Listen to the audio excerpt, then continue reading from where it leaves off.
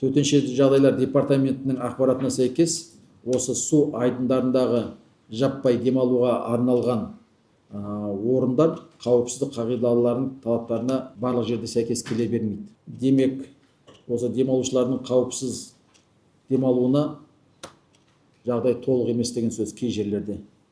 Бұған жол бермейміз.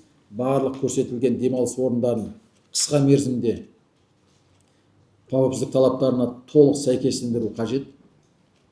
Әрбір қала, аудан әкімі, бұл жеке сіздердің жауапкершіліктеріңіз.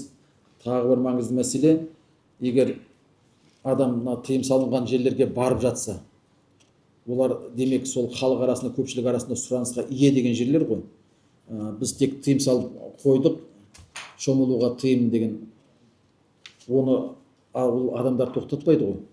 Оны не істеуіміз керек? Демек, қауіпсіз талаптарын сәйкестендіріп, астын тазалайсыздар ма, құтқару бекетін қосымша ұйымдастыру қажет па, оны қараңыздар.